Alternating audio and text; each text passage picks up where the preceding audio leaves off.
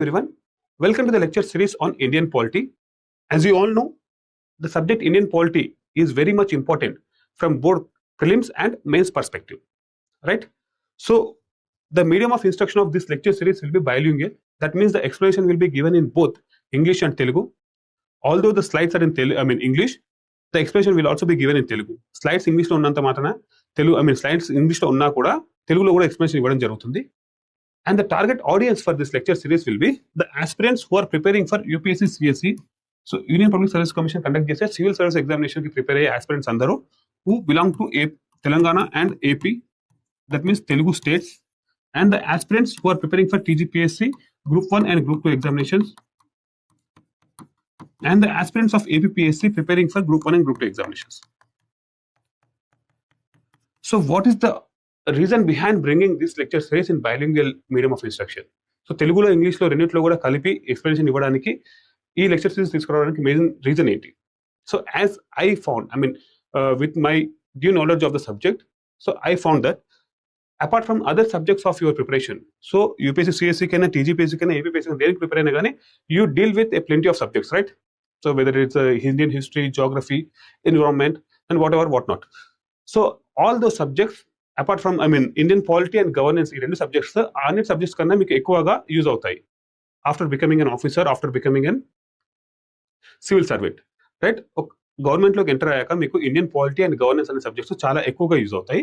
And the terminology that is involved in that subjects will also be used in your day in and day out. So మీ daily లైఫ్లో కూడా ఆ టెర్మినాలజీని use చేయాల్సిన అవసరం వస్తుంది. Hire అఫీషియల్స్కి ఏదైనా లేఖ రాసేటప్పుడైనా కానీ, హైయర్ అఫీషియల్స్కి ఏదైనా లెటర్ని రిప్రజెంట్ చేసేటప్పుడైనా కానీ, లేకపోతే local పీపుల్తోని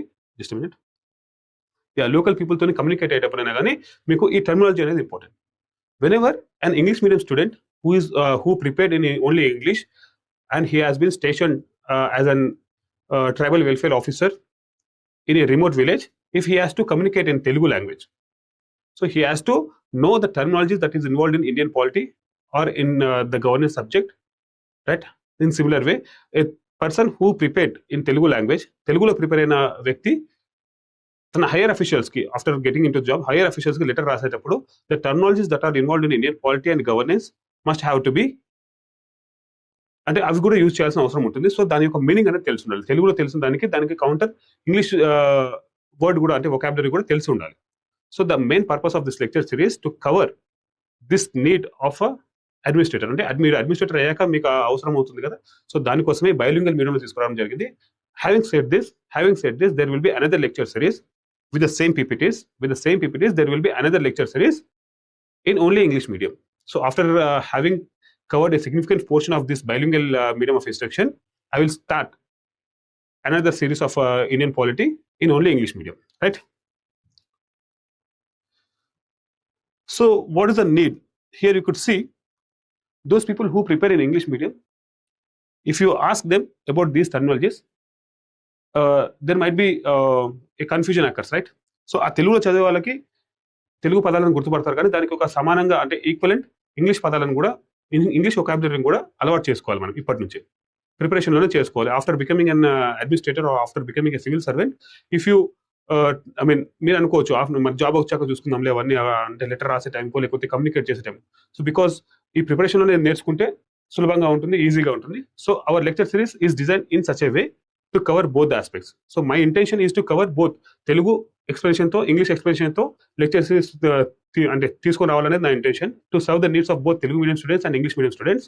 and mean while so ఆ టర్మినాలజీస్ కూడా మనం కవర్ చేసుకుంటాం, right? So if you say here certain terms I have taken from the Indian polity. So సార్వభౌమాధికారం, in Telugu it is సార్వభౌమాధికారం, in English it will translate to sovereignty. So India has been declared as a sovereign nation with the enactment of the Constitution of India. So 1950 January 26, India has been declared as a sovereign nation. So there is no external force to decide the decisions of India, right? India external గా అయినా కానీ internal decisions లో అయినా కానీ external decisions లో అయినా కానీ India తన యొక్క సొంత నిర్ణయాలు తీసుకునే అధికారం ఇండియాకు ఉంది. So that does mean that India is a sovereign nation. So సార్వభౌమాధికారాన్ని అంటే అన్ని అధికారాలను కలిగి ఉంది అని చెప్పి చెప్పడం అనమాట. సార్వభౌమాధికారం అంటే సార్వభౌమాధికారం సర్వ అధికారాలను కలిగి ఉంది, దట్ ఈస్. సో గణతంత్ర means republic. republic. It is sovereignty. So what does it mean by Ganatantra? So India has, I mean, the head of the state of India will be an elected person. It is not a hereditary position. So all these terminologies, we will be looking into their definition, examples and everything. What are the constitutional provisions that reflect the republic nature of Indian constitution?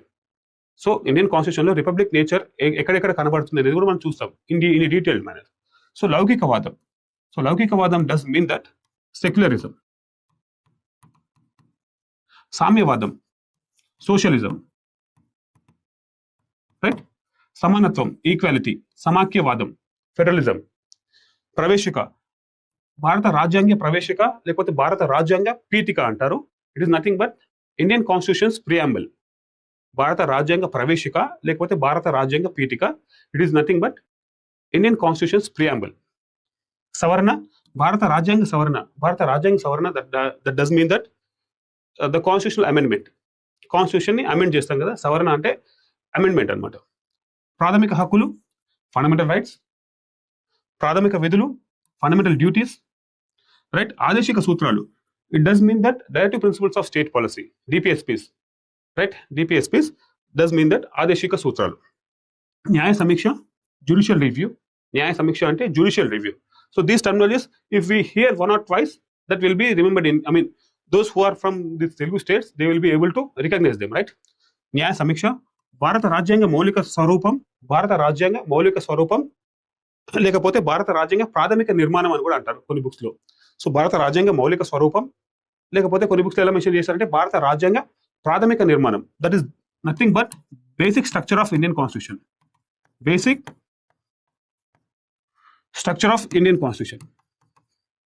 ఏక శాసనసభ విధానం, ద్విశాసనసభ విధానం. That means unicameral legislature, bicameral legislature. So here you could see,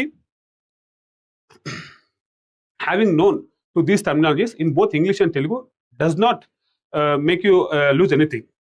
It will be a gain to you, not in any manner you can lose anything, right? So నేర్చుకోవడం వల్ల మీరు కోల్పోయేది ఏం లేదు, నేర్చుకుంటే వాటి యొక్క ఎక్కడ మీకు యూజ్ అయ్యే ఛాన్సెస్ ఉన్నాయి కానీ దానివల్ల లూజ్ అనేది ఏం లేదు. And another thing, the main intention of this series to serve the needs of both Telugu medium and English medium students. So సాధ్యమైనంత వరకు తెలుగులో ఇంగ్లీష్లో రెండిట్లో ఎక్స్ప్లెయిన్ చేయడానికి ట్రై చేస్తాను. So what will be our approach? So as you know, whether it is UPSC CSC examination or Group 1 examination of TGPSC or APPSC, you will be having both prelims and mains. So what is the approach? What is our approach towards prelims examination? What is our approach towards mains examination? So in which context you have to read from the prelims perspective, in which context you have to read from the mains perspective. So if you see with an example, so for the prelims point of view, from the prelims point of view, we have to concern more on factual data, factual things. Though there is some kind of analytical questions are there nowadays, still we have to concentrate more on the factual data, and we have to apply logic in that sense. We will see with several examples also. What, when, where, key provisions of any acts, key provisions of any amendment acts, such a kind of thing, right? So if there is any like a maternity benefit act, so we have to know the key provisions of that act. So maternity benefit act, the implementation of the maternity benefit act and its reflection on increasing the labor force of women on India level. I mean, in India, what is the impact of maternity benefit act in increasing the female labor force participation? So that will form part and parcel of mains, right? So having known the key provisions of that particular act will form under prelims. That means objective orientation, and that implications. So implications of that particular act will form the basis for mains. That means subjective orientation. We will see certain examples, 1 or 2 examples here. If you see 73rd and 74th Constitutional Amendment Acts of 1992, you all are familiar with these enactments, right? So 73rd one, local governments, local rural governments. 74th, local urban governments, right? So the committees which referred, I mean the committees which were formed before the enactment, I mean before giving the constitutional status to the local bodies in India, whether it is Balwant Rai Committee, Ashok Mehta Committee, L.M. Singhvi Committee, the recommendations of these committees and the provisions of these acts, there are two types of provisions, voluntary provisions, compulsory provisions. So which forms under which part? So all this forms the prelims point of view, that means objective orientation.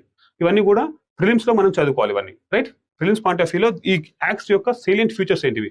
So reservations ఉంటే reservations ఎలాంటివి ఉన్నాయి? So women కి ఉన్న అంటే women కి 1/3 reservation అనేది compulsory ప్రొవిజనా లేకపోతే voluntary provisions? Other backward caste కి ఉన్న రిజర్వేషన్ అనేది వాలంటరీ ప్రొవిజనా లేకపోతే కంపల్సరీ ప్రొవిజనా? So all these forms part and parcel of your objective orientation toward the syllabus. Objective orientation toward the syllabus. However, having said this, so the enactment of 74th and 73rd Constitutional Amendment Acts of 1992 led to certain kind of phenomena known as Sarpanch Pati trend. Right? So there is a kind of Sarpanch Pati trend.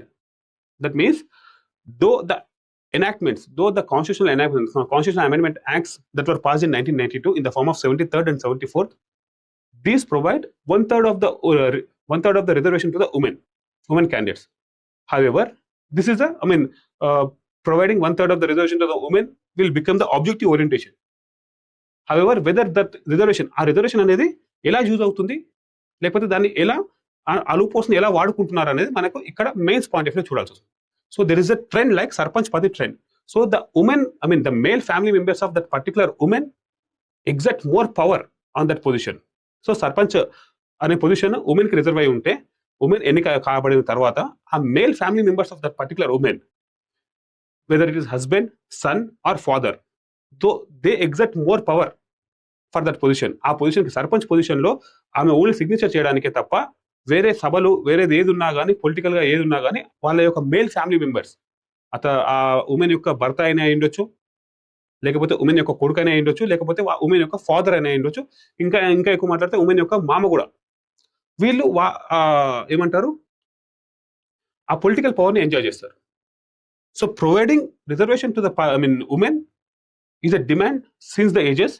So that has been given constitutional status through the Constitutional Amendment Act of 1982. But what is in reality? So there is a series like Panchayat. So there you can see in Telugulo kuda vachindi manaki Sivarapalli అని చెప్పి. So sarpanch అనే ఒక term ఉంటుంది. సర్పంచ్ యొక్క భర్తకి పెద్ద సర్పంచ్ అంటారు. So that mean sarpanch పెద్ద సర్పంచ్, ఈ పెద్ద సర్పంచ్ అనే పోస్టే లేదు, కానీ సర్పంచ్ యొక్క భర్త కాబట్టి he exerts more political power that to identify, to signify that he names himself as the Pedda Sarpanch, the big Sarpanch in other words. So that is the reason. So how the Sarpanch Pati trend emerged, or in what way we can what we call ఈ సర్పంచ్ పతి tradition ని తీసేసి లేకపోతే సర్పంచ్ పతి tradition అనే దాన్ని మనము emerge కాకుండా చూసి ఉమెన్ కి రియల్ పవర్ ని ఎలా అందించగలము అనే ఆ డిస్కషన్ మొత్తం ఎక్కడ వస్తుంది మనకి మెయిన్స్ లో వస్తుంది. సబ్జెక్టివ్ ఓరియంటేషన్ ఇదంతా కూడా, right? So you guys now can be able to differentiate between the objective orientation and subjective orientation, right?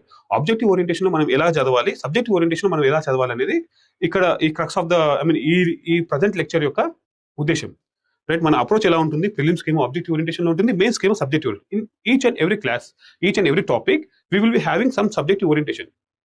For example, so there is preamble, right?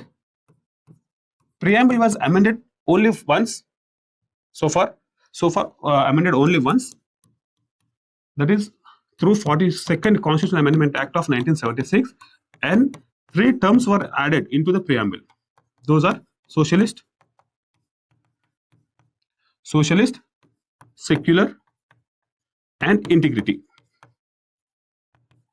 So preamble భారత రాజ్యాంగ ప్రవేశిక, దీన్ని ఒకేసారి అమెండ్ చేశారు ఇప్పటి వరకు. సో ఆ అమెండ్ చేసింది ఎప్పుడు అంటే 42nd Constitutional Amendment Act, 42nd Constitutional Amendment Act. So through this amendment, 3 terms were added to the preamble. They are socialist, secular and integrity. These 3 terms were added to the preamble. So this forms the objective orientation. That's fine. So now the question is, So if you say about Jawaharlal Nehru, in the Karachi session in 1931, which was headed by Sardar Vallabhbhai Patel, in that session, Jawaharlal Nehru proposes a resolution which is socialist in nature. So laborers ki minimum wages undali, minimum working hours undali, right? So laborer, I mean, ఈ industries industry అంటే capitalist కాకుండా socialist నేచర్లో ఆ objective resolution, I mean ఆ resolution అనేది socialist నేచర్లో ఉంటుంది. So the same person became the first prime minister of India, right? So he was a socialist. అంటే అప్పుడు మనకున్న రిలేషన్స్ కూడా రష్యాతో ఎక్కువ ఉంటాయి, ఎందుకంటే Russia is a socialist country, USA is a capitalist country. So Jawaharlal Nehru maintained more close relations with the I mean socialist country, that is Russia. So even though after having openly it is known that India is tilted towards socialist ideology, why the constitutional makers did not introduce or did not add the word socialist to the preamble, and what is the need for the then Prime Minister Indira Gandhi to add such particular term only in 42nd Constitutional Amendment Act 1976, that too during the term of the emergency 1975 to 77, there is a emergency period, is right? So during that period this term was added. Why is it so? So we will cover that in mains, from mains perspective, from subjective orientation. What is the need for adding a particular term socialist? Although India is being I mean not openly declared, but India's actions, India's programs, everything tilted towards socialist nature, right? From starting from the initial days. If you see the public sector undertakings, they have not given the private participation across many sectors till 1980s. After Rajiv Gandhi had taken oath as the Prime Minister of India, the private sector participation in the industries was minimal.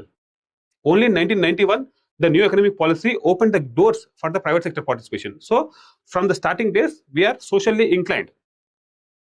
So what is the need for socialist term to get added to the preamble only in 1976? Not to before that. That is the thing. So secular, India is being declared as a secular nation by Mahatma Gandhi, by the constitutional framers.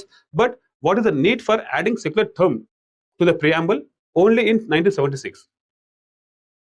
Right? So we are exploring all these ideologies under mains perspective, that means objective orientation. Right? You got a clarity on this, right? Again one thing. So we are having a discussion on, for example, simultaneous elections. Simultaneous elections. So what does that come under the objective orientation? So till what year the India experienced simultaneous election? When there is a break in the simultaneous election, right? So we have to get to know about the years also, because nowadays even UPSC CSC stressing more on years, right?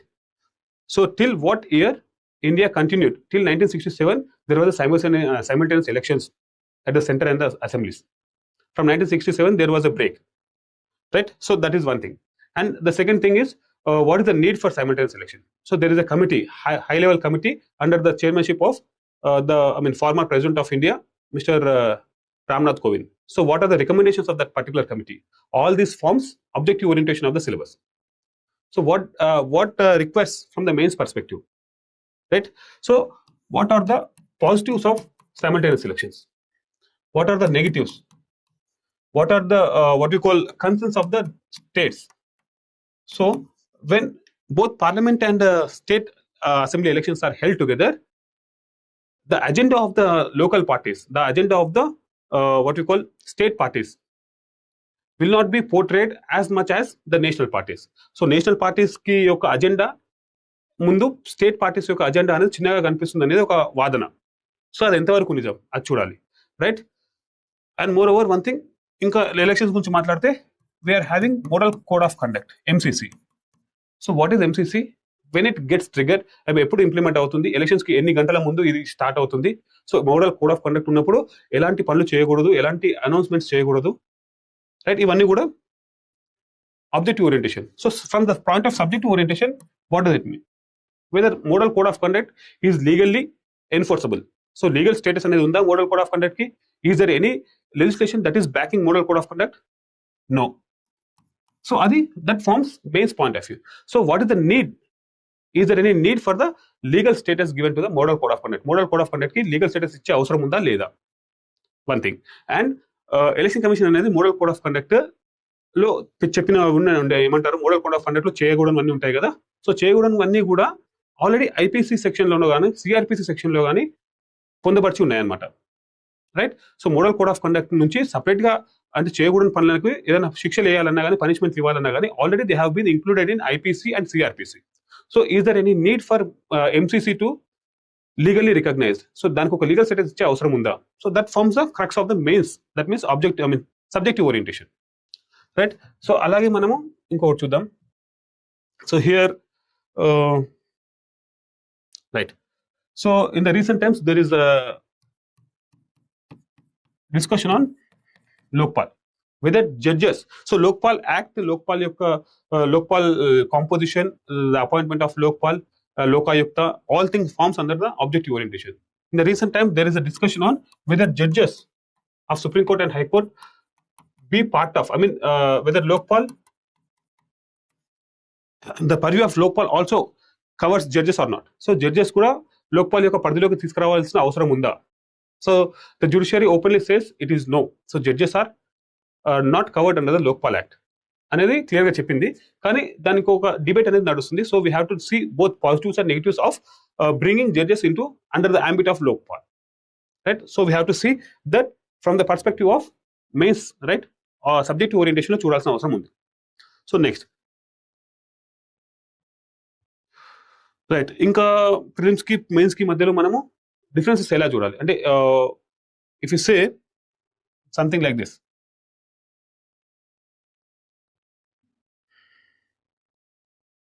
Right. So let us take Article 21, right to life, right.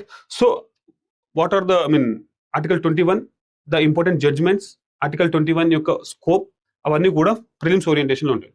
So however the expanding horizons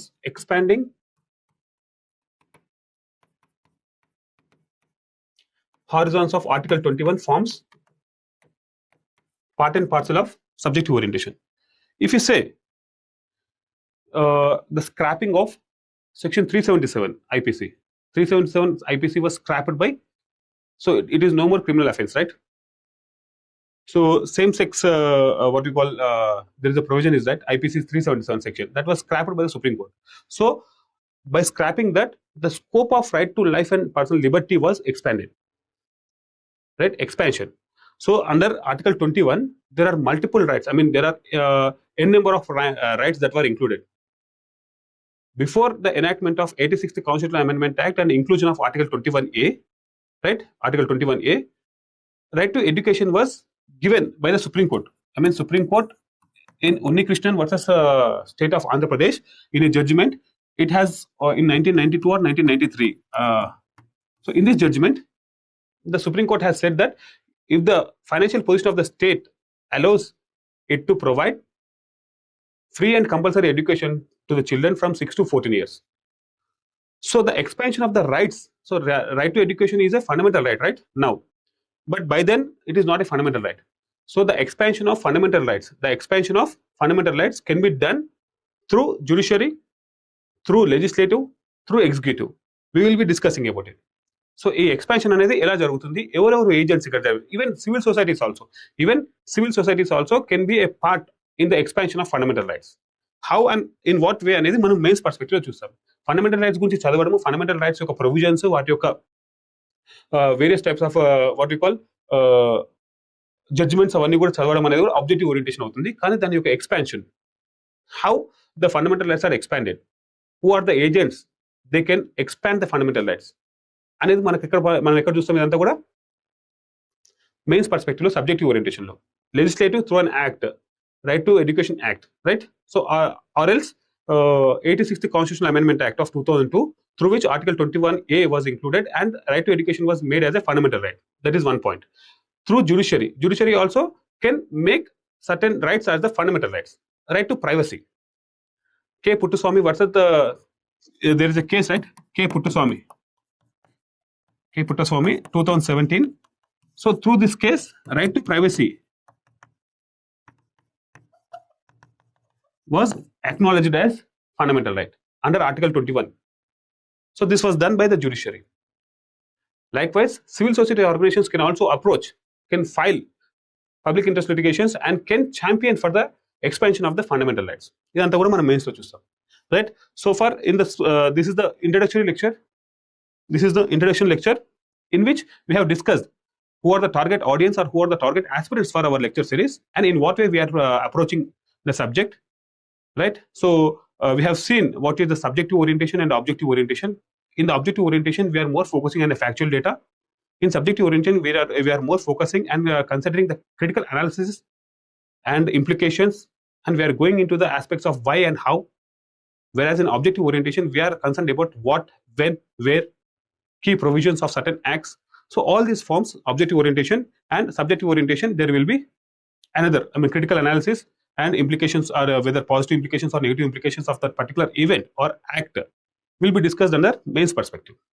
So for each topic, we will be having in general prelims orientation, that means objective orientation. At the end of that topic or chapter, we will be having separate session or a separate session with the subjective orientation, right? Hope you guys are in a tone with match with my explanation. So na explanation meeku ardhamavutundani anukuntunnanu. In the next lecture, we are going to decode the syllabus of Indian polity. Indian polity syllabus ni decode చేసి ప్రతి ఒక్క chapter ని ఎలా deal చేయబోతున్నాం అనేది మనము ఒక introduction lecture లాగా చూస్తాము, starting from the evolution of the Indian constitution. So evolution of the Indian constitution will be chapter 1 in our lecture series. So chapter 1 లో ఎవల్యూషన్ ఆఫ్ ఇండియన్ కాన్స్టిట్యూషన్ ని మనం ఎలా డీల్ చేయబోతున్నాం అని ఒక 2-3 minutes మాట్లాడతాము. ఆ తర్వాత నెక్స్ట్ వచ్చేసరికి యూనియన్ అండ్ ఇట్స్ టెరిటరీ, లేకపోతే basic structure of the Indian constitution, ఆ చాప్టర్స్ ఎలా వస్తే దాని గురించి ఒక 2-2 minutes మాట్లాడుకుంటూ ఆ టోటల్ లెక్చర్ అనేది ఉంటుంది. So how we approach toward the Indian polity syllabus అనేది నెక్స్ట్ లెక్చర్ లో ఉంటుంది. That will be titled as decoding the Indian polity syllabus, decoding the syllabus of Indian polity. Okay, thank you. Have a good day.